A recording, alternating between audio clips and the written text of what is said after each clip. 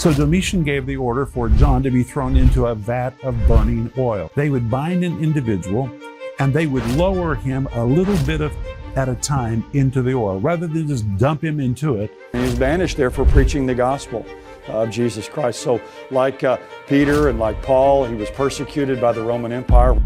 In ancient Rome, where cruelty was common and human life wasn't valued much, being a Christian was very dangerous. Now imagine a huge pot of boiling oil, prepared not for cooking, but for a more gruesome purpose. Into this pot, the Apostle John was thrown, subjected to a horrific death for his faith. Is this just a story of cruelty, or does it show something deeper? Let us explore why this part of Christian history is completely banned from our official history. The horrors faced by early Christians. The brutality of these scenes is hard to fully understand. Let's take a step back and start from the beginning. Christianity started as a small group within the Jewish community, which already had a lot of internal conflicts. In 41 AD, Herod Agrippa became king of the Jews and expanded his kingdom, reviving the Judean kingdom established by Herod the Great. Agrippa wanted to gain favor with his Jewish subjects, so he continued persecuting Christians, leading to the execution of James the Great. St. Peter narrowly escaped a similar fate, highlighting the constant danger faced by early Christian leaders. The Romans were usually tolerant of different religions, as long as they didn't threaten the state. However, they found Christianity particularly troublesome because Christians refused to worship Roman gods or the emperor, seen as a challenge to social and political order. Refusing to sacrifice to the emperor, considered a divine figure, was viewed as treason. This nonconformity led to brutal persecutions aimed at eliminating this defiant sect. Emperor Nero took this cruelty to new heights. After the Great Fire of Rome in 64 AD, he blamed the Christians.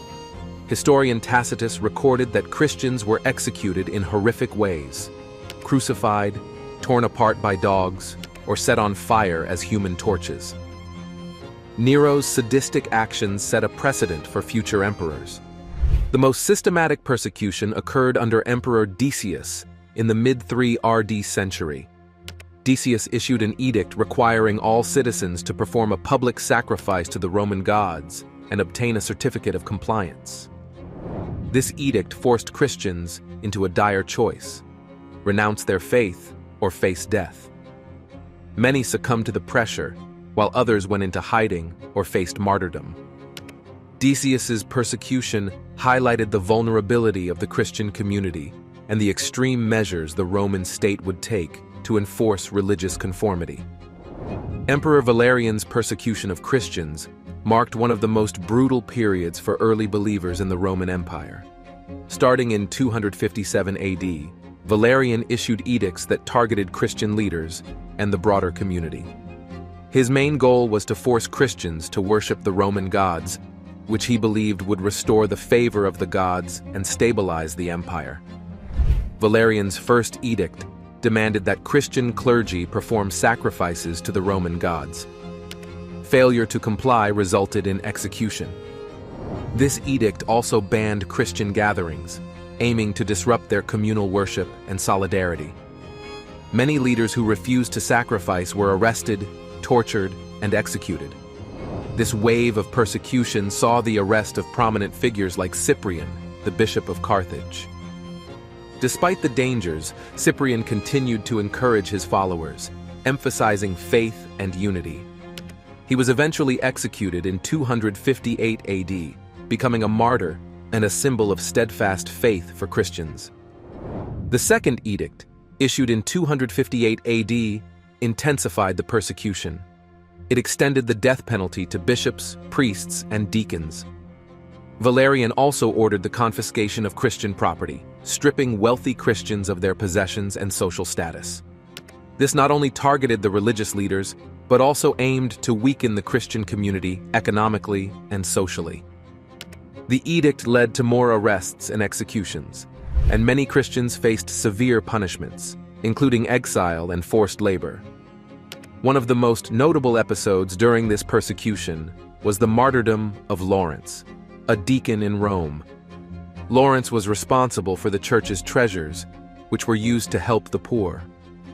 When ordered to surrender these treasures, he presented the poor and needy, declaring them the true treasures of the church. Enraged by this defiance, Valerian ordered Lawrence to be executed by being roasted alive on a gridiron. His martyrdom became a powerful story of faith and defiance against tyranny. Valerian's persecution was driven by multiple factors, including political and economic instability. The Roman Empire was facing threats from external invasions and internal divisions. Valerian and his advisors believed that reinstating traditional religious practices would help regain divine favor and strengthen the empire. However, the brutal measures against Christians only highlighted the resilience and growth of the Christian faith. Instead of eradicating Christianity, the persecution reinforced the believers' commitment to their faith and attracted more converts. Despite Valerian's harsh actions, his efforts to suppress Christianity were short-lived. In 260 AD, Valerian was captured by the Persian king Shapur I during a military campaign. This marked a significant blow to the Roman Empire and ended Valerian's reign. His son Gallienus, who took over as emperor, adopted a more lenient policy towards Christians. He issued an edict of tolerance, allowing Christians to practice their faith openly and return to their confiscated properties. This period of relative peace allowed the Christian community to rebuild and grow. The persecution under Valerian left a lasting impact on the Christian community. The stories of martyrs like Cyprian and Lawrence inspired future generations of Christians. Their sacrifices were seen as acts of ultimate faith and devotion, reinforcing the idea that true believers were willing to endure suffering and death for their faith. These stories were passed down through generations, becoming central to the Christian narrative of resilience and faithfulness. The centuries-long persecution of Christians was driven by a mix of religious, political, and social factors. To the Roman state, Christianity was a subversive element threatening the established order. Its monotheism was seen as an affront to traditional Roman religious practices, deeply tied to civic duty and loyalty to the empire. Refusing to participate in emperor worship was not just religious dissent, but political rebellion. Christians were often blamed for calamities like plagues and famines, their rejection of traditional gods thought to incur divine wrath. This scapegoating provided a convenient excuse for persecution, allowing emperors to deflect blame for their own failings and reinforce their authority through displays of piety. Despite relentless persecution, Christianity continued to spread, appealing to a wide range of people. Its message of hope, eternal life, and a personal relationship with a loving deity resonated, especially with the poor, slaves, and women who found dignity and community in the faith. The persecutions, meant to eradicate Christianity, often had the opposite effect, inspiring respect for the martyrs' unwavering commitment. By the early 4th century, things began to change. The Great Persecution's failure, combined with the increasing number of Christians in influential positions, led to a shift in policy. The turning point came with Emperor Constantine's conversion and the Edict of Milan in 313 AD, granting religious tolerance to Christians and marking the beginning of the end of state-sponsored persecution. Constantine's embrace of Christianity not only legitimized the faith, but also paved the way for its rise within the Roman Empire. The relentless persecution of Christians, far from destroying the faith, solidified its doctrines, strengthened its communities, and inspired its followers. Tertullian famously said, "The blood of the martyrs is the seed of the Church."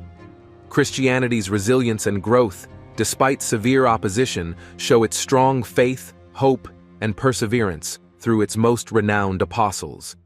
From lethal persecution to perseverance. The volatile political climate worsened with the First Jewish Rebellion, sparked by the Roman massacre of 3,000 Jews. This conflict peaked with the destruction of Jerusalem in 70 AD. The destruction of the Second Temple was a major event, ending Second Temple Judaism and paving the way for Rabbinic Judaism. Claudia Setzer suggests that Jews didn't see Christians as a separate group until the mid-2nd century. However, many scholars believe this separation happened earlier, with theological differences emerging during the Second Temple period. During this time, Jewish identity was diverse, with various sects and interpretations coexisting. The temple's destruction was a turning point, leading to the development of Rabbinic Judaism and the evolution of Christianity. As Roman rule continued in Judea, tensions between Jewish and Christian communities grew. Christians, initially a sect within Judaism, began to form distinct beliefs and practices. Early Christian literature, like Paul's writings and the Gospels, played a crucial role in this differentiation, emphasizing the fulfillment of Jewish prophecies through Jesus and setting Christians apart from Jews. The socio-political landscape was marked by conflict and change. Roman oppression was harsh, and Jewish resistance was strong. This environment drove early Christians to preserve and spread their teachings.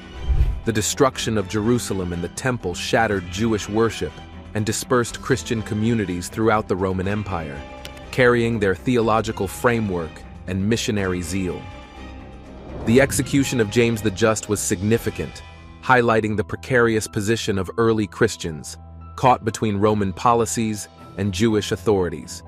His death led to increased hostility and sporadic violence, straining the relationship between Jews and Christians. This persecution shaped the identity and resolve of the early Christian community. The First Jewish Rebellion and the destruction of Jerusalem had far-reaching effects on both Judaism and Christianity. For Judaism, the loss of the Temple led to the rise of Rabbinic Judaism, focusing on Torah study and Jewish law. This shift allowed Judaism to adapt and survive in the diaspora.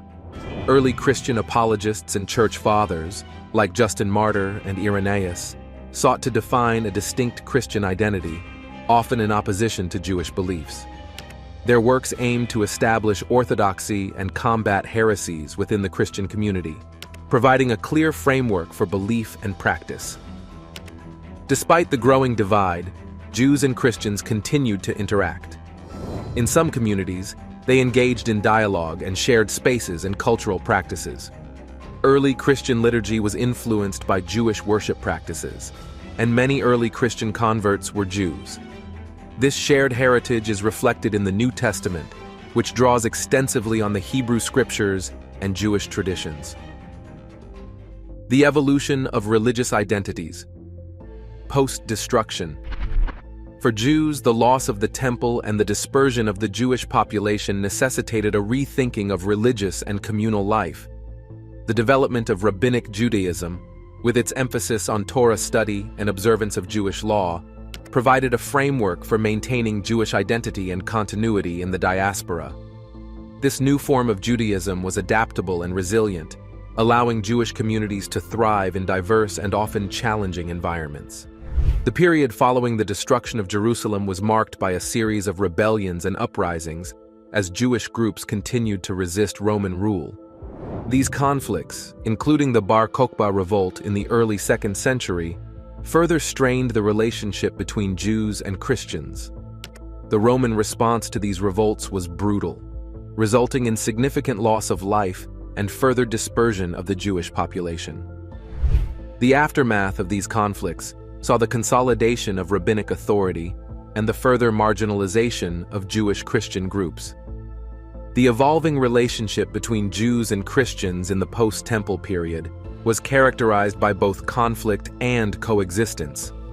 While theological and social differences often led to tensions, there were also instances of collaboration and mutual influence. The early Christian movement was deeply rooted in Jewish tradition, and this shared heritage continued to shape its development. At the same time, the divergence of beliefs and practices created a distinct and increasingly separate Christian identity.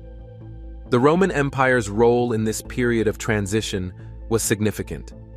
Roman policies towards Jews and Christians were often harsh and repressive, contributing to the sense of alienation and persecution experienced by both groups. However, the empire also provided a framework within which these religious communities could interact and evolve.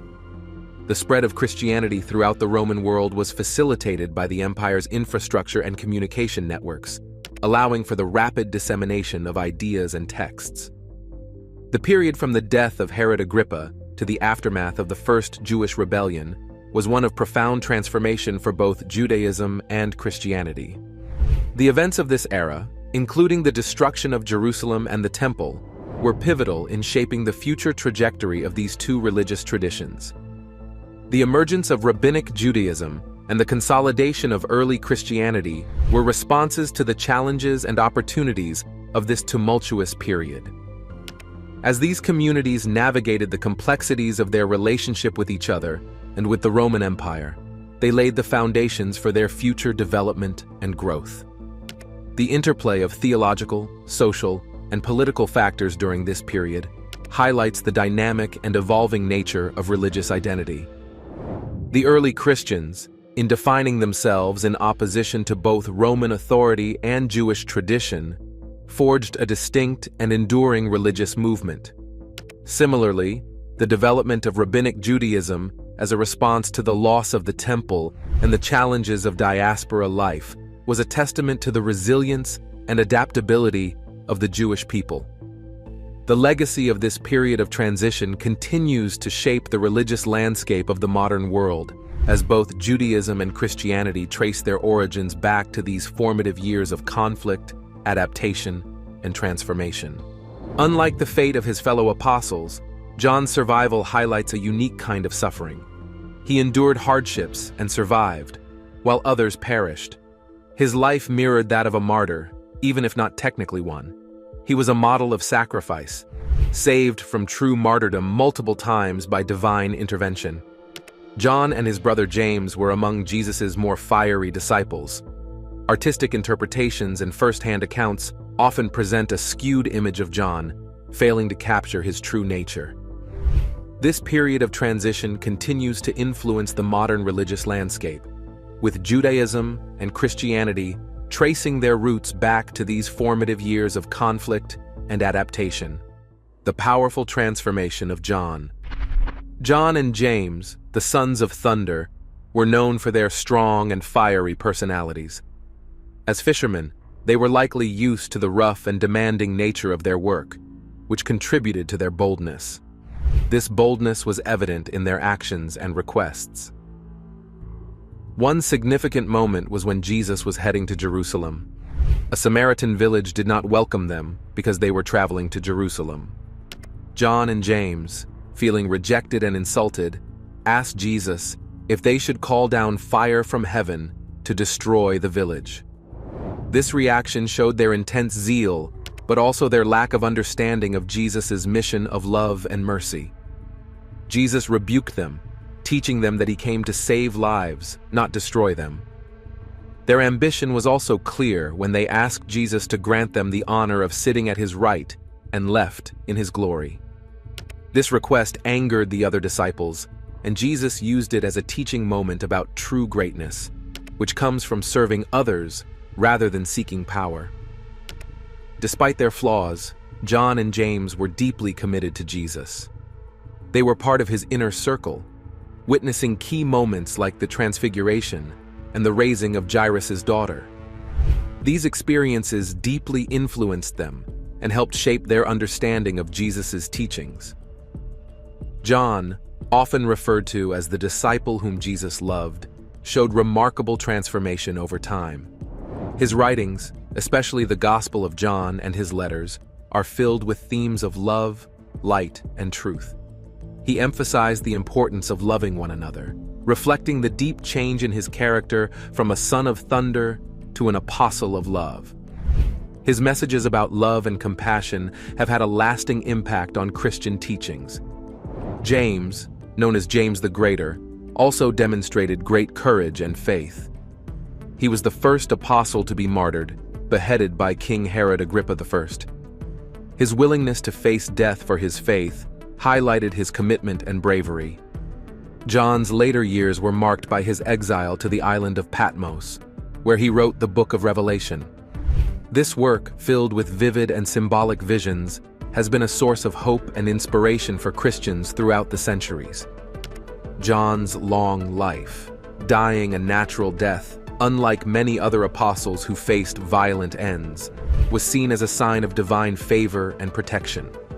Both John and James left a profound legacy. Their initial impulsiveness and ambition were transformed through their time with Jesus into a deep and enduring faith. Their stories teach us about the power of transformation and the importance of aligning our zeal with love and humility. John and James's commitment to spreading Jesus' message took them far and wide. They established churches, nurtured early Christian communities, and faced persecution with unwavering faith. Their lives remind us that even those with rough edges can be shaped by Jesus' teachings into instruments of his love and message, the role of women in early Christianity.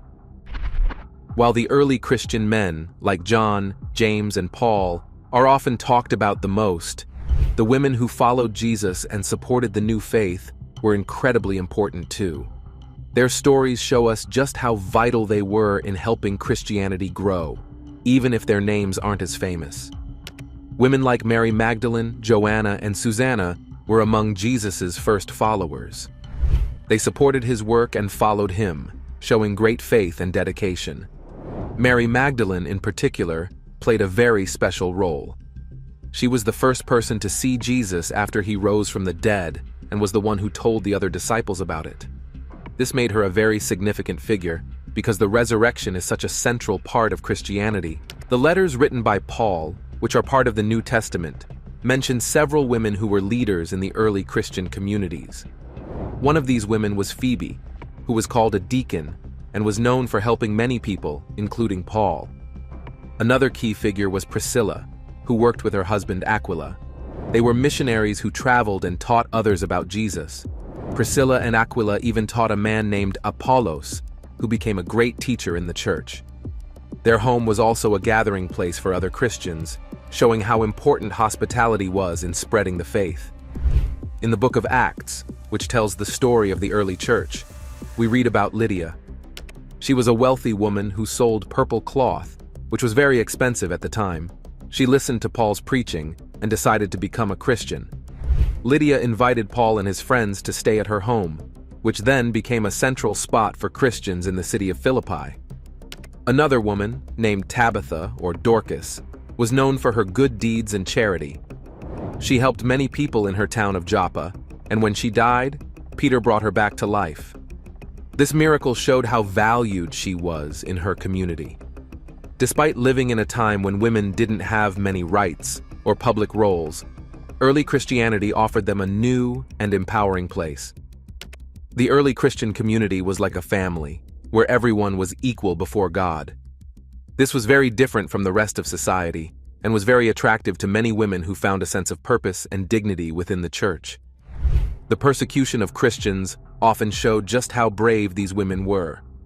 Stories of female martyrs, like Perpetua and Felicitas, are powerful examples of their courage.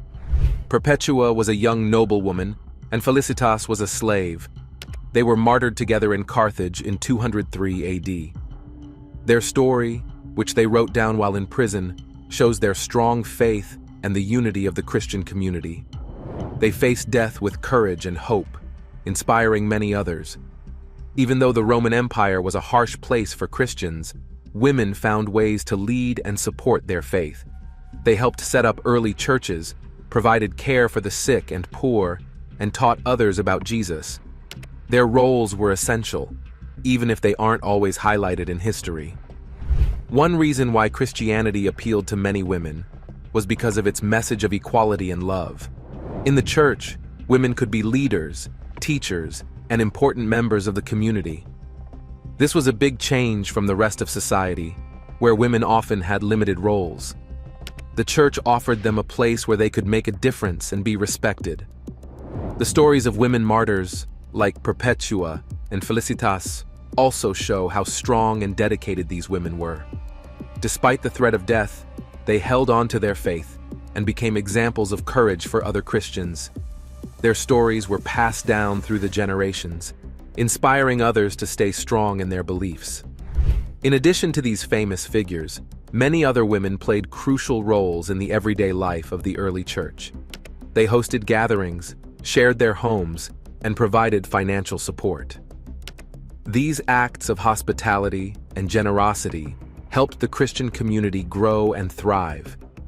Even though we may not know all their names, the contributions of women in the early church were indispensable. Their faith, leadership, and willingness to face persecution helped lay the foundation for Christianity. They showed that even in a male-dominated society, women could make a big, positive impact, just like how Christianity spread widely through several peregrinations. The massive spread of Christianity through trade and travel. Another significant yet often overlooked aspect of early Christianity's spread is the role of trade and travel. The Roman Empire was vast, stretching from Britain to the Middle East, and it had an extensive network of roads and sea routes. This infrastructure facilitated not only commerce, but also the exchange of ideas, including religious beliefs. Merchants were among the first to carry the message of Christianity to distant lands. As they traveled for trade, they brought with them stories of Jesus and the teachings of the apostles. These traders would stop in major cities, towns, and ports, where they interacted with locals and other travelers. Through these interactions, the seeds of Christianity were planted far and wide. For instance, ports along the Mediterranean Sea, such as Alexandria, Antioch, and Corinth, became important centers for early Christian communities due to their strategic locations and high volume of trade. In addition to merchants, Christian missionaries actively traveled to spread the gospel. Paul the Apostle is perhaps the most well-known missionary, embarking on several journeys throughout the Roman Empire. He traveled extensively by land and sea, visiting cities like Ephesus, Philippi, and Rome. Paul's letters to the Christian communities in these cities are part of the New Testament and provide insight into the challenges and successes of his missions. His travels helped establish and strengthen Christian communities, making him a central figure in the spread of Christianity.